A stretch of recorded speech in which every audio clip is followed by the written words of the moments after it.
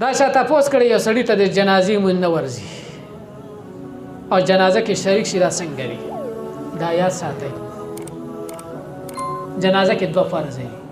او ډېر آسان دي څو فرض دي او ډېر آسان دي چې یو هندو اوس مسلمان شي دا جنازه کې شرکت کوي شي دو فرض څه شي ولاړ پکې فرض قیام سره کوي شي کنه او دیم فرض پکې صرف الله اکبر څه شي الله اکبر یو سړی کې دا سبحان منوي الله مسلم منوي الله مغفر لحينا دا کې سنت دي نو جنازه فرض وشو جنازه صحیح او دا یو کې شي سنت چې سنت نه درځي فرض وایي کړی جنازه کې شرکت فرض دی او د سنت او جواز نه فرض نه فرض دی چې الک مال خو اخیری دعا ناراضی یا درود شریف ناراضی سبحانك اللهم وبارك مسلمان له ولا اله غیره او شاه درود شریف نه جنازي مول درود شریف وایي او شاء الله مغفر لحينا ميتنا نه درځي یو بل دعا وایي بل دعا دغه نه درځي خاموش ودرېګا فرض صرف الله اکبر او قیام دو فرض په جنازه کې د دې سره جنازه زی لوړ له اوس په شي شو فرض عین شو نشه فرض عین شو ډایرکټ په جنازه کې شرکت ودرېږي با او چې مولا الله اکبر ته وصلی الله اکبر تا فرایض د جنازې پورا پرستا جنازه وش تاسو کړه دې سجدي تلاوت طریقه څه شي ده دې آسانه طریقه ده سجدي تلاوت شرایط هغه شرایط ته کوم چې د مونږ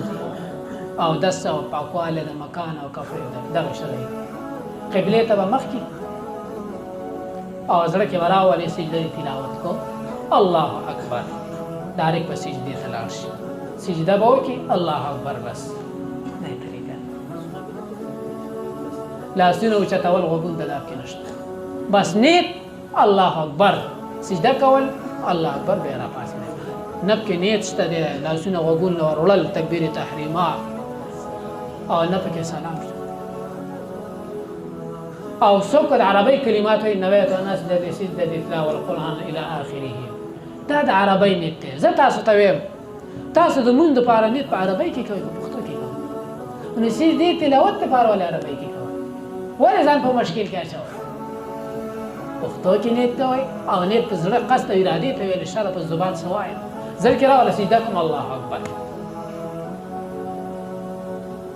ډېر خلک چې کوم سجدې تلاوت نه کوي مال نیت نه راځي حالانکه دا نیت په عربی کې ضروري نه دی او نه په زبان سره ویل ضروري دی نیت څه ته ویلی شي زړه قصد ته ویلی شي او که ډېر شکی په زبان سره وایي سجدې تلاوت کوم الله اکبر موږ د مانځه نیت په څه سره کوو پښتو کې کوو او د سجدې تلاوت عربي چې یاده کړي نه کوو بل دا دی چې سجدې تلاوت چې په ولاړه باندې کېږي په ناسته باندې کېږي ولاړه کې فرض ده بس نیت کوه سجده کوه بس په ناسته باندې کېږي او په یو ځل باندې ډېر یې کوي سبحان ربي الاعلى دا بیا پکې سنت دی دا کې څه شي سجده پکې بس واجب دا غاده وکړه الله اکبر دا سبحان ربي الاعلى دا کې شي یو کس مونږ کې غلط شي او سلام واړی سجده سهو اونکی آیا دا مونږ به دوباره کوي کنه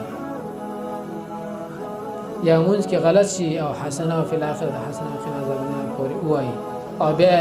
دا رايات شي سجده سهو کې آیا دا وشو کنه سړی مونږ کې غلط شو داسې غلطي وکړله چې فرض یې پرېښی دا مونږ نه دی شو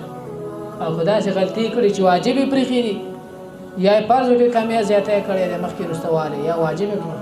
نو دې غلطۍ د ادراک سجده سهوه ده او که سجده سهو یې ونه کړه مونځ یې وشو فرض دوباره مونځ کول واجب الاعاده دي پرون مې درته ویلي دي او که یو سړي ته سجده سهو ریاد شي او دعا ته رسېدلی دی قنا عذاب النار ته هغې نه بعد هم سجده سهو کولو ګنجایش شته دی یو قول دا ده چې پس د دعا نه سجده سهو وکړي ګنجایش پکې شته سجده سهو قنا عذاب النار نه بعد وروسته هم کولی شي او چې وکړه مونځ یې وشو